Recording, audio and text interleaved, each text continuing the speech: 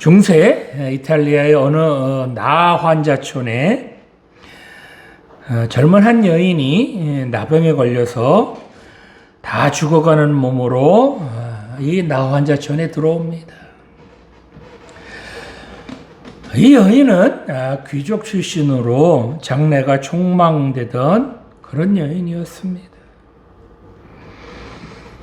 그런데 사랑하는 남자에게 버림받은 충격으로 그만 거리의 여자가 되었고, 그렇게 장녀 생활을 하다가 몹쓸 나병에 걸려서 이 나환자촌까지 오게 되었습니다. 이 나환자촌에는 젊은 신부님이 원장으로 계셨습니다. 이 여인은 나환자촌에 오자마자 먹을 것도 거부하고 그리고 치료받기도 거부를 합니다. 그러면서 자기를 제발 좀 빨리 죽게 해달라 라고만 합니다. 이런 여인을 이 신부님은 매일같이 찾아가서 위로도 해주고 그리고 치료도 받기를 그렇게 권합니다. 그럴 때마다 이 여인은 물조차 마시기를 거부하며 이 원장 신부님에게 입에 담기도 조차 그렇게 아주 어려운 정말 험한 욕을 합니다. 너 같은 남자놈들 때문에 내 몸이 이렇게 망가진 거야. 신부? 웃기고 있네. 너도 내 몸뚱이를 원하지? 라고 고래고래 소리를 지릅니다. 그럴 때마다 이 젊은 신부님은 자매님, 그래도 주님께서는 자매님을 사랑하십니다. 그러니 지금이라도 예수님 믿으세요. 이렇게 말합니다. 그러자 이 여자가 이렇게 대꾸를 합니다. 예수? 예수가 누군데? 웃기고 있네. 예수가 살아있다면 나를 이 모양이 되게 내버려 뒀겠어? 예수가 뭐고 다 필요 없어? 다 필요 없다고? 나 혼자 내버려 둬? 나 혼자 죽게 그냥 두라고? 이렇게 아글아글 씁니다. 이렇게 그 자리에서 쫓겨난 신부님은 멀리도 가지도 못한 채 그 여인을 바라보며 두 손을 모으고 기도하고 또 기도를 합니다. 며칠 후 이 여인이 신부님을 급하게 찾는다는 소식을 듣고 불이렇게 이 여인에게로 달려갑니다. 그런데 그만 이 여인이 곧 숨이 넘어갈 지경이 되었습니다. 그렇게 숨이 넘어가면서도 이렇게 그 신부님에게 악을 씁니다. 야, 이 신부놈아!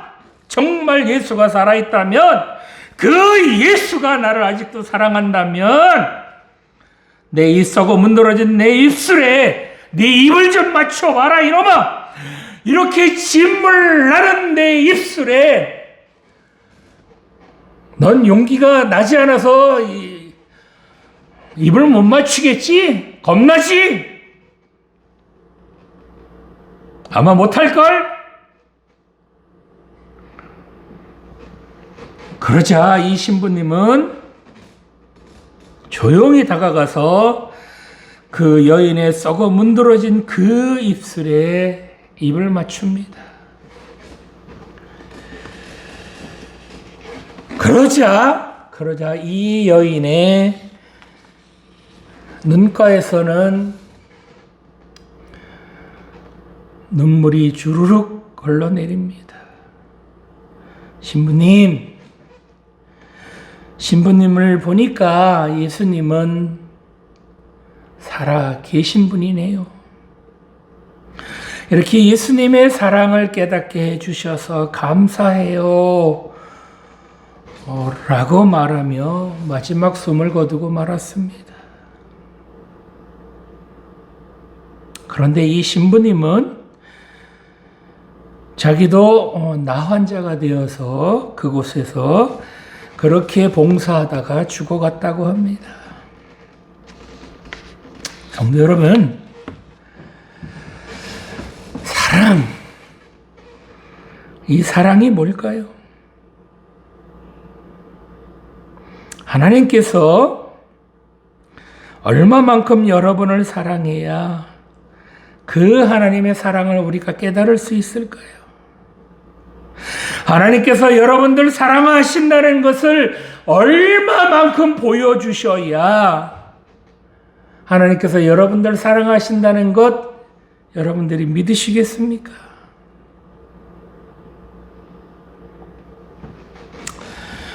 오늘 우리가 읽은 본문은 예수님께서 이제 성전을 깨끗하게 청결하게 하자 사람들이 네가 무슨 권세로 이런 일을 하느냐라고 묻습니다. 도대체 네가 어디서 온 사람이며 무슨 권세로 이렇게 성전을 청결하게 하느냐? 도대체 너는 누구냐? 라고 묻습니다.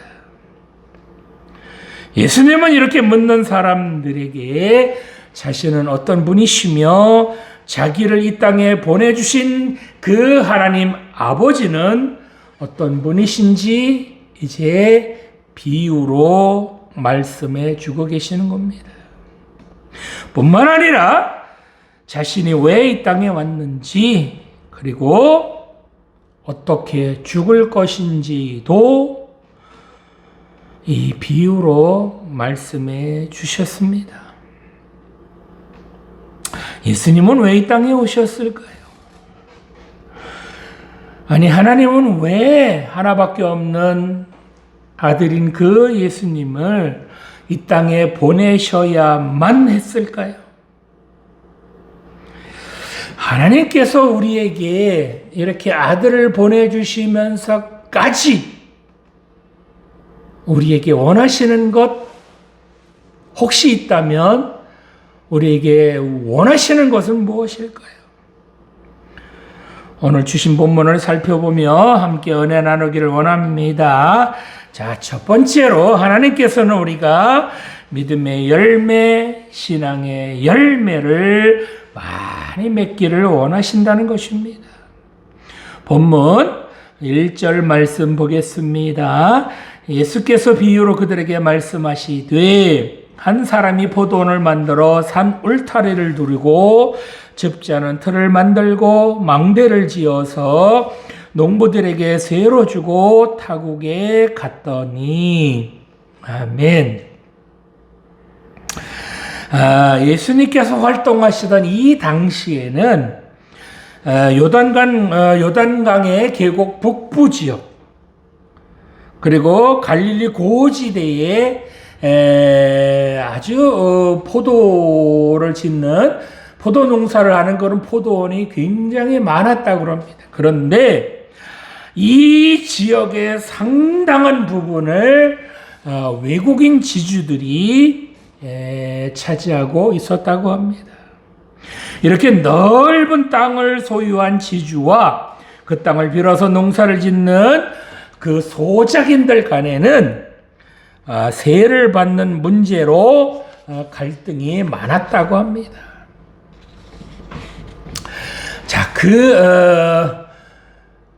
포도원 주인과 이 소작인들 간의 갈등, 그 내용이 오늘의 본문의 주된 그 내용인데, 자, 그렇다면 오늘 본문에 나오는 포도원 주인은 어떤 분이신가요? 이 포도원 주인 하면 일반적으로 대주주, 아주 땅 많이 가진 땅 부자, 이런 사람들 생각하면 먼저 부정적인 생각이 먼저 듭니다. 노동을 착취하고 부당하게 불로소득을 취하는 사람 정도로 생각을 합니다. 그러나 오늘 예수님께서 말씀하신 이 비유의 말씀에서 포도원 주인은 우리가 생각하는 부도덕하거나 악한 주인은 아니라는 것을 알 수 있습니다. 이 비유에서 말하는 포도원 주인이 누구일까요? 바로 하나님이십니다. 이 포도원 주인은 포도원을 만드는데 많은 노력을 기울입니다.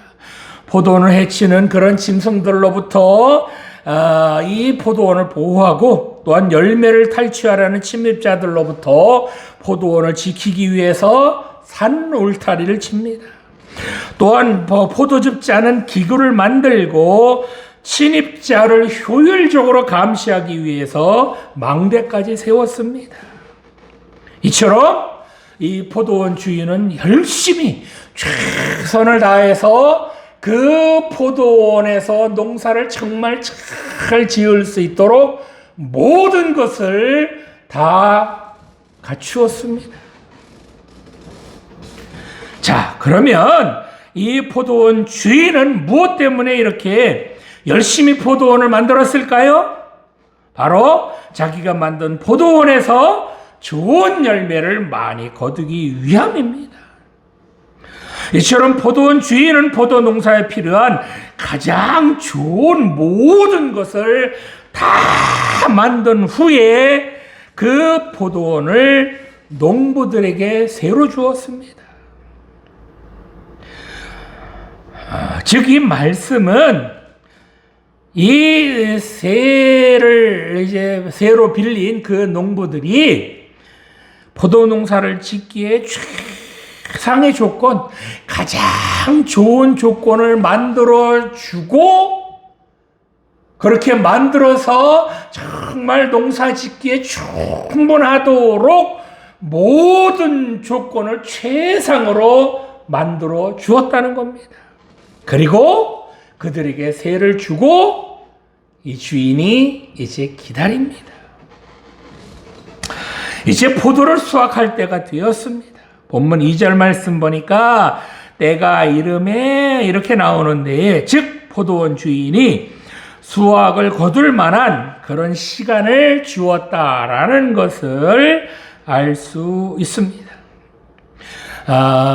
이 이스라엘은요, 포도를 심었다고 해서 바로 수확할 수 있는 것이 아니라 2년이나 3년째 열리는 그런 포도는 먹지 않았다고 그래요. 그리고 4년째 수확한 포도는 하나님께 감사 제물로 몽땅 다 드렸고요. 5년째 되는 그 해에 비로소 이제 수확할 수 있었다고 합니다.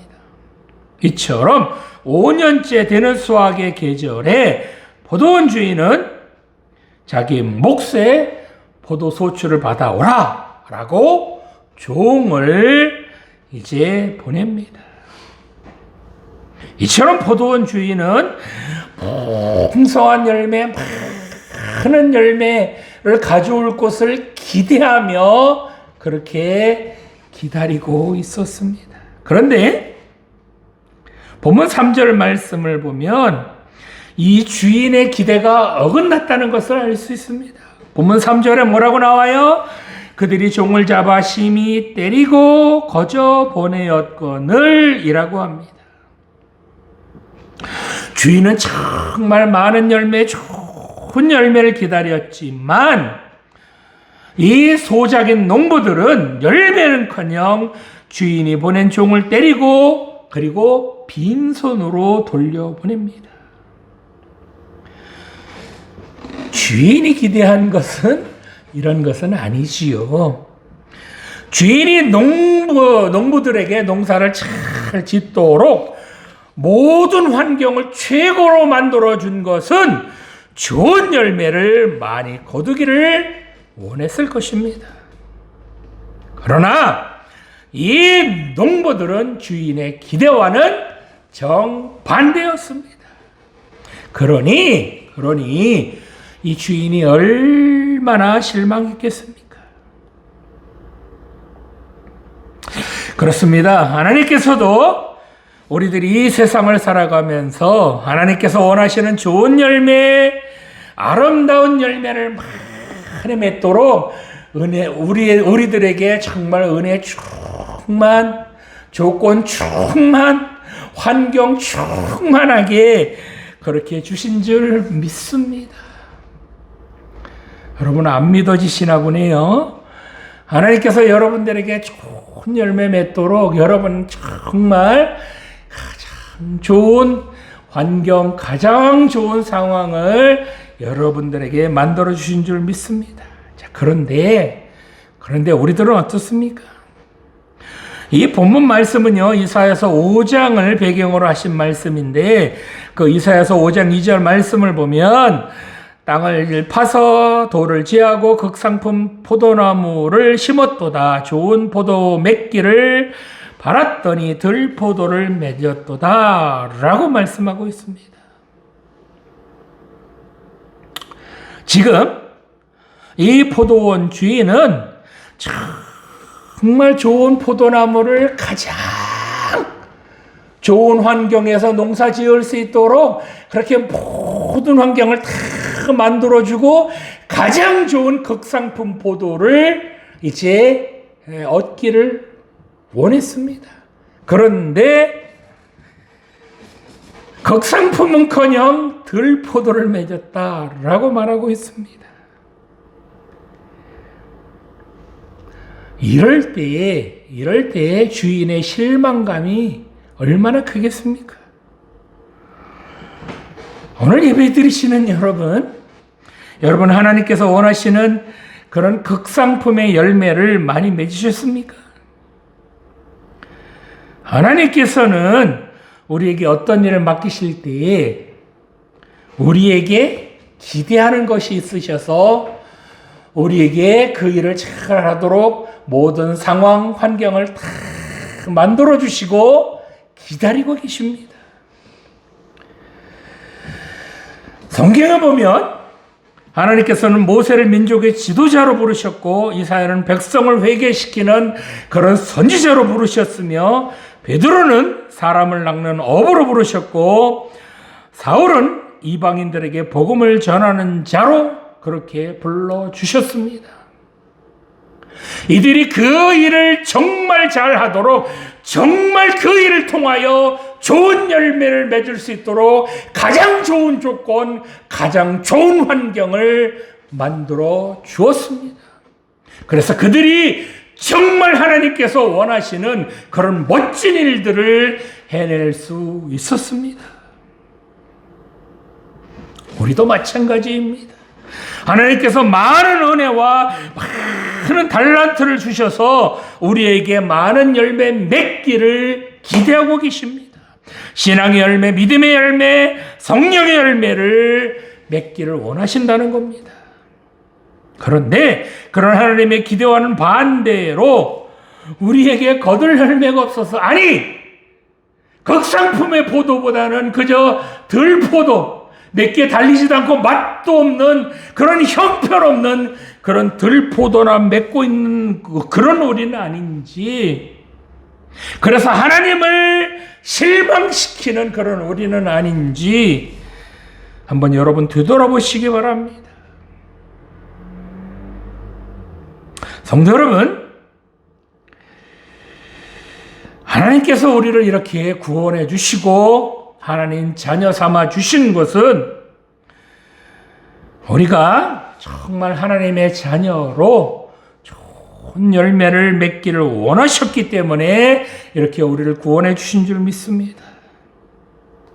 그래서 어떻게 해요? 하나님의 자녀답게 하나님께서 우리를 보호해 주시려고 울타리에도 쳐주셔서 우리를 지켜주셨고 망대도 세워주셔서 외부 세력으로부터 우리를 지켜주신 것은 우리들이 정말 풍성한 열매를 많이 거두라고 이렇게 우리를 지켜주시고 보호해 주신 줄 믿습니다.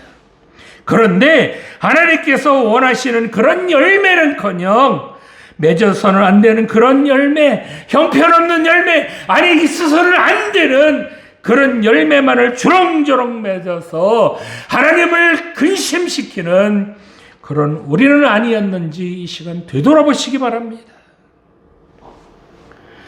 하나님께서 우리에게 말씀의 울타리를 쳐주시는 것은 말씀대로 살아야 좋은 열매를 맺을 수 있기 때문에 그렇게 말씀의 울타리를 쳐주신 것입니다.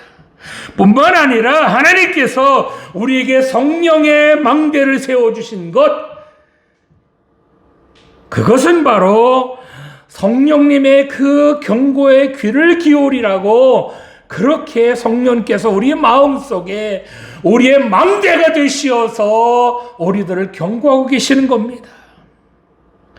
이렇게 하나님 말씀대로 살아야 우리를 해하려는 세력들로부터 우리들을 지킬 수가 있고 성령님의 음성에 귀를 기울여야 그래야 우리를 넘어뜨리려는 그런 적들을 이길 수가 있기 때문입니다.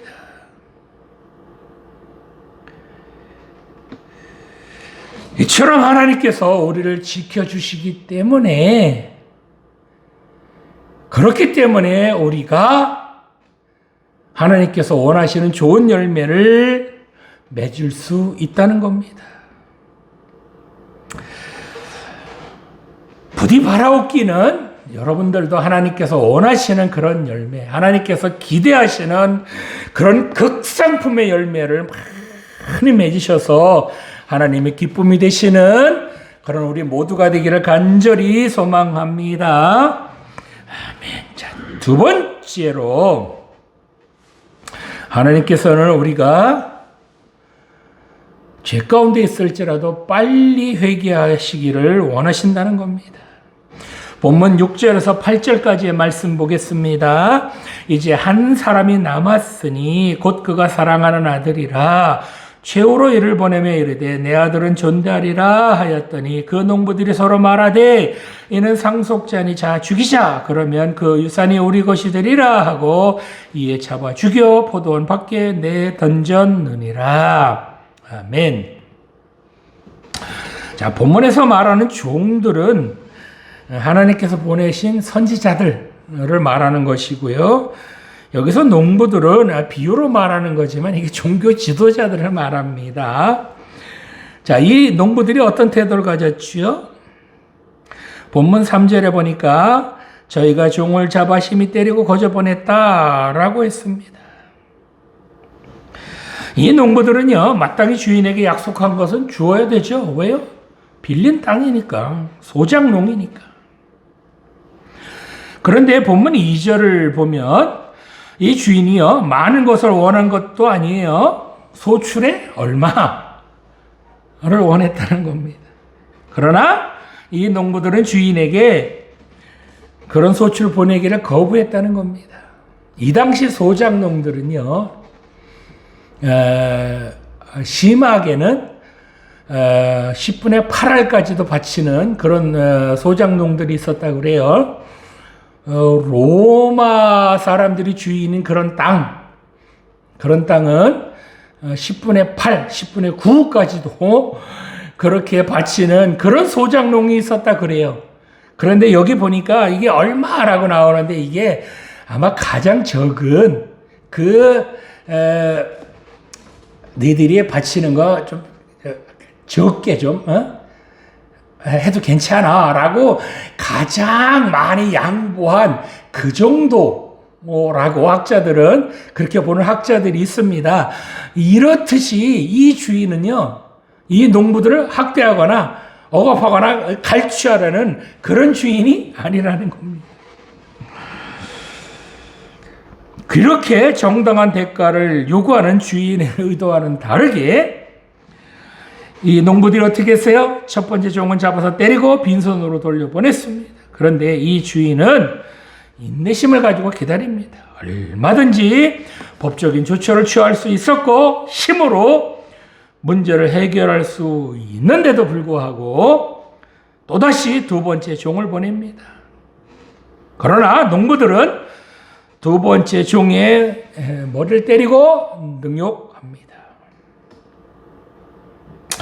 유대인에게 있어서 머리를 때리는 것은 그 사람을 모독하는 행위로 그 종의 머리를 때렸다고 치면 그 종의 주인까지도 모욕하는 그런 행동이었다고 합니다. 자, 이렇게 농부들은 이 주인을 모욕합니다. 그런데 주인이 또 어떻게 해요? 주인이 또다시 세 번째 종을 보냅니다. 그러자 그들은 그 종을 죽여버렸습니다. 주인은 참고 또 참으며 다시 네 번째 종을 보냅니다. 그러자 그들은 더러는 때리고 더러는 죽여버렸습니다. 주인이 종을 보낼수록 농부들은 점점 더 완악해졌습니다. 여러분, 이 장면을 보시면서 어떤 생각이 드십니까? 이 장면은 완악해진 이스라엘 백성들에게 기대를 가지고 선지자를 보내어서 그들이 회개할 것을 요구했던 하나님의 모습, 그 모습이 연상되지 않으십니까? 하나님께서는 이처럼 참고 또 참으셨지만 이스라엘 백성들은 회개하기는커녕 더 완악해지고 더 포악해지기만 했습니다. 자, 이 정도라면 포도원 주인은 자기 수하에 많은 종들을 동원해서 그 농부들을 싹 쓸어버려야 합니다. 정말 소출도 바치지 않고 자기 주인이 보낸 그 종들을 다 죽여버리고 때리고 빈손으로 보내는 그 완악한 그 농부들을 다 쓸어버려도 할 말은 없을 겁니다.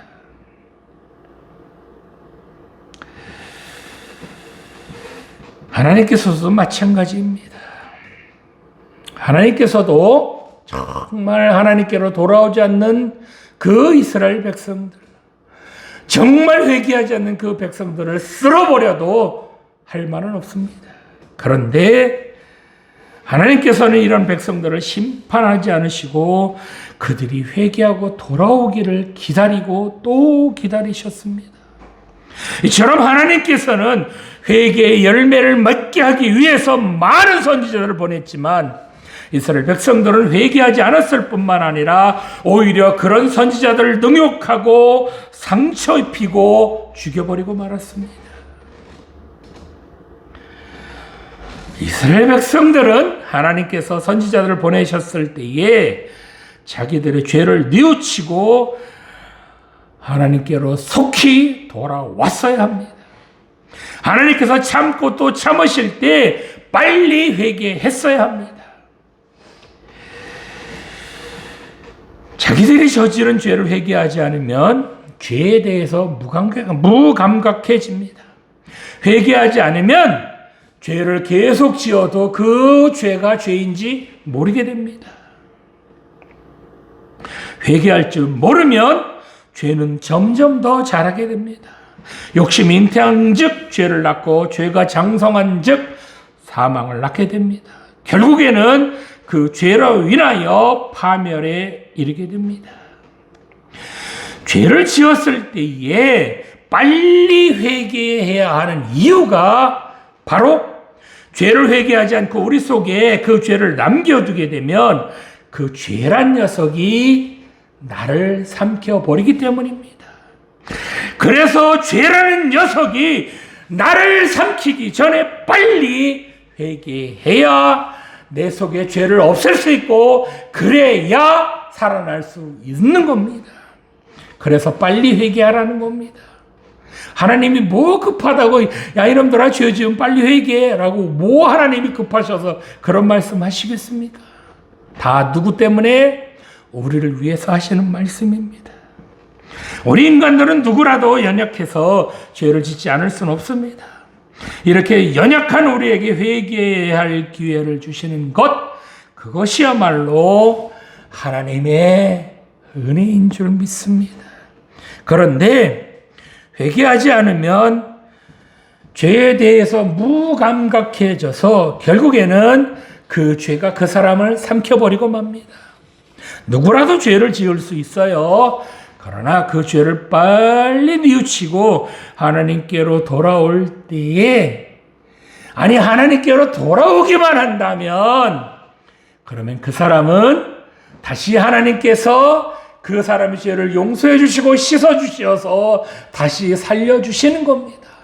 이렇게 하나님께 돌아오기만 하면 우리 죄를 씻어 주시고 우리에게 다시 살 길을 열어 주시는 분, 그분이 바로 우리 하나님이시라는 겁니다. 이처럼 하나님께서는 우리가 어떤 죄든지 회개하기만 한다면 어떤 죄든지 다 용서해 주시는 분이시라는 것 명심하시기 바랍니다.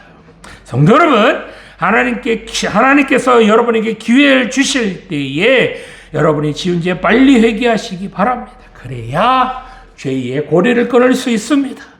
회개하고 죄에서 돌아서야만, 그래야 더 큰 죄를 짓지 않을 수 있다는 것 여러분 명심하시기 바랍니다. 용서받지 못할 아무리 큰 죄를 지었을지라도 진심으로 뉘우치고 하나님 앞에 회개하면 하나님께서 어떤 죄든지 다 용서해 주실 줄 믿으시기 바랍니다. 여러분 명심하시기 바랍니다. 아무리 죄를 많이 지었을지라도 하나님께로 돌아가야만 우리가 다시 살아날 줄 믿으시기 바랍니다.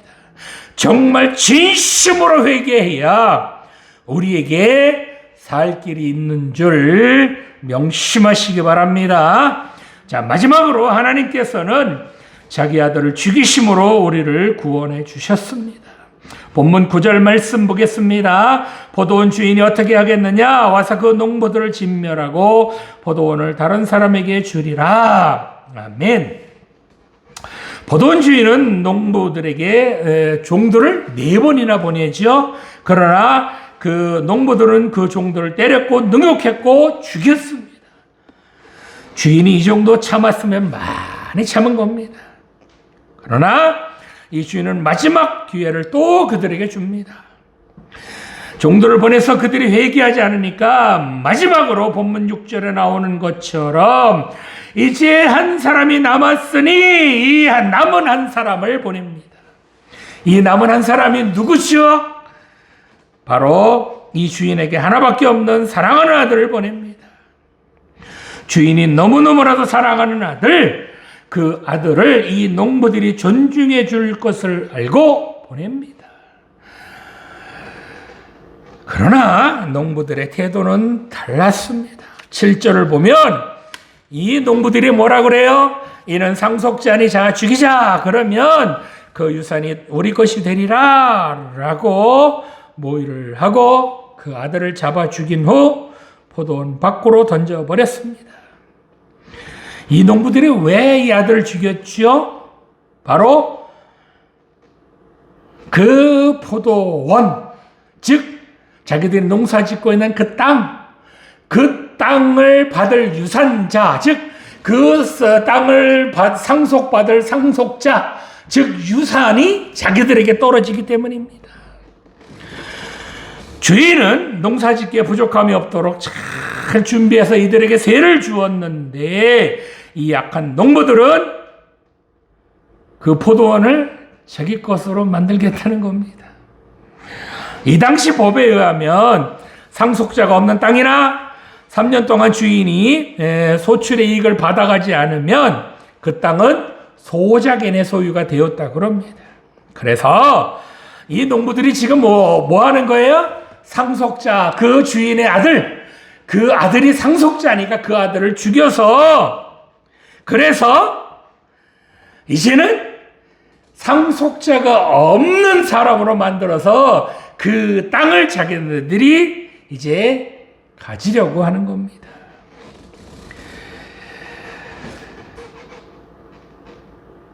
이렇게 땅을 차지하려고만 했던 이들, 그런데 이들이 착각한 것이 하나 있습니다. 바로 모든 땅은 하나님의 것으로 이 백성들은 청지기로 그 땅을 맡았을 뿐입니다. 잠시 위탁받은 겁니다. 그런데 끊임없이 자신의 것이라고 주장을 합니다. 이런 걸 뭐라 그래요? 욕심이라고 그러죠. 욕심이 잉태한 즉 뭐를 낳아요? 죄를 낳게 되죠.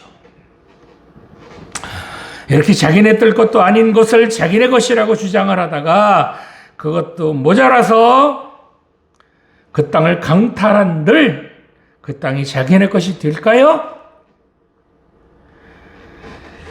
하나님께서 주시기 전에는 그 누구도 소유를 주장할 수 없습니다. 하나님께서 허락하시기 전에는 어떤 땅이든 어떤 물질이든 하나님께서 허락하시지 않으면 그것을 받을 수 없습니다. 그 주인이 될 수 없습니다. 하나님께서 허락하셔야 잠시 그 땅을 맡는 거고 잠시 그 물질을 맡는 겁니다. 하나님께서 주시기 전에 그 누구도 소유를 주장할 수 없는데, 그런데 이스라엘 백성들은 회개하지도 않고 그저 자기 것만을 주장하다가 아수르와 바벨론에게 나라를 다 빼앗기고 그리고 유랑하는 신세가 되어버리고 맙니다. 자, 이처럼 아들까지 죽임을 당한 이 주인은 그럼 어떻게 해야 되겠습니까? 마지막 아들까지 보냈는데 그 아들이 죽임을 당했습니다. 자, 그렇다면 어떻게 해야 될까요? 본문 9절의 말씀처럼 그 농부들을 진멸하고 포도원을 다른 사람들에게 주어야 하지 않겠습니까? 아니, 이렇게 한다고 해서 그 분이 풀리겠습니까? 싸그리다 죽이고 멸망시켜도 시원찮을 그런 배은망덕한 나쁜 놈들 아닙니까? 그런데 하나님께서는 이 악한 농부들보다 더 악한 이스라엘 백성들, 그런 백성들을 오늘 본문 9절의 말씀처럼 그들을 진멸하지 않으셨습니다. 이 진멸이라는 단어는 사람을 물러르고 짐승들까지 생명이라는 생명은 몽땅 다 죽이고 그들이 사용하던 가재도구까지 몽땅 다 불태워버리는 무시무시한 심판을 말합니다. 싸그리 쓸어버리는 것을 말합니다. 그렇습니다. 하나님께서는 자기 아들을 죽인 그 농부들을 다 진멸해도 시원치 않으셨을 겁니다. 그런데 우리 하나님께서는 그 악한 농부들을 진멸하지 않으셨습니다. 하나님께서는 싸그리 쓸어버려도 시원치 않을 그런 악한 백성들을 다 진멸하지 않으셨습니다. 차라리 자기 아들을 십자가에 못 박아 죽일지언정 그 악한 백성들은 용서해 주셨습니다.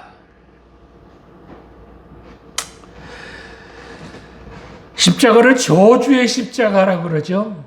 이 저주라는 단어와 진멸이라는 단어가 원어로 보면 같은 단어입니다. 마땅히 진멸당해야 할 그 악한 백성들을 대신해서 하나님의 하나밖에 없는 그 아들이 저주의 십자가에 달리셨습니다.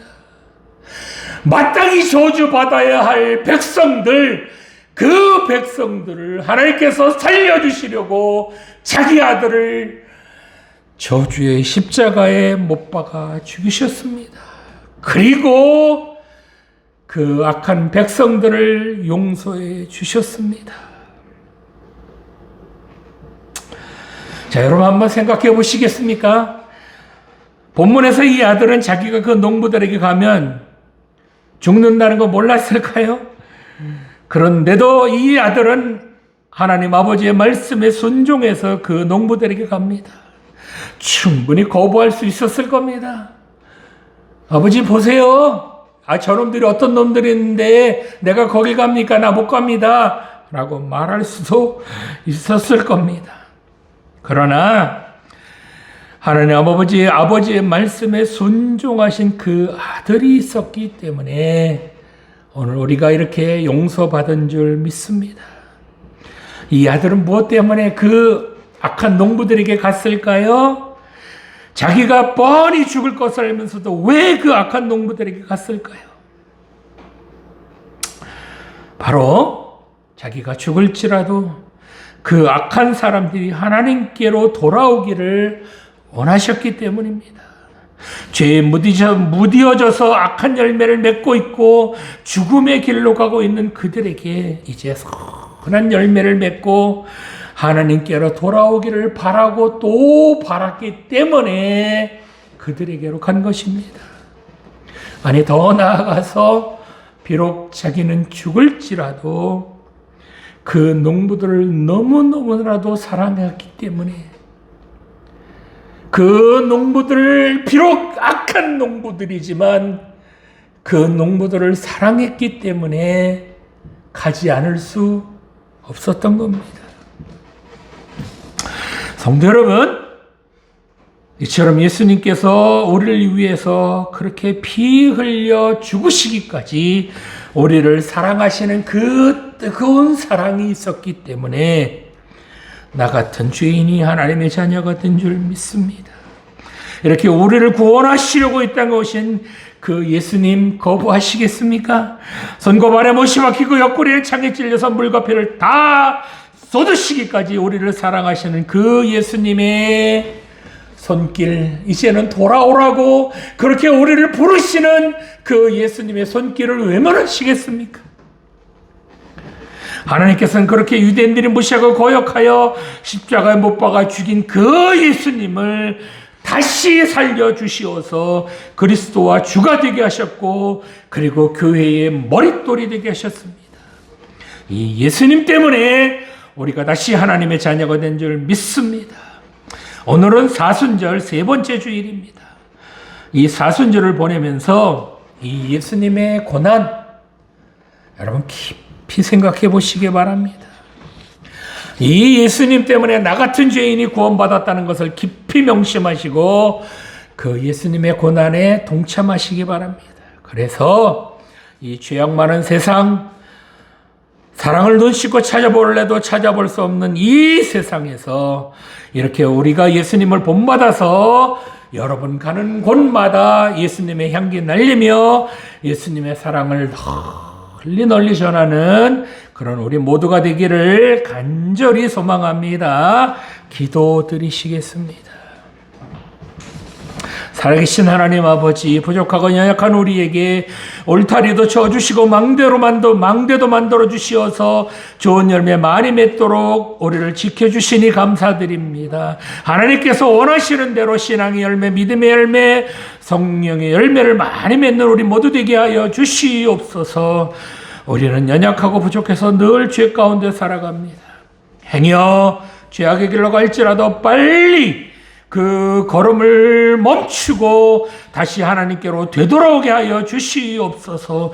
죄 가운데 머물며 무감각한 자들이 되어서 사망의 길로 가지 않도록 진심으로 회개하게 하여 주시옵소서. 우리 같은 죄인들을 심판하지 않으시고 죽이지 않으시고 진멸하지 않으시고 하나밖에 없는 아들을 이 땅에 보내주시어서 우리를 대신해서 십자가에 못 박음으로 우리를 구원해 주시니 감사드립니다. 이 하나님의 은혜를 마음 깊이 새기고 살아서 어디로 가든지 예수님의 향기 날리며 예수님의 사랑을 전하는 우리 모두 되게 하여 주시옵소서. 감사드리며 예수님의 이름으로 기도드립니다.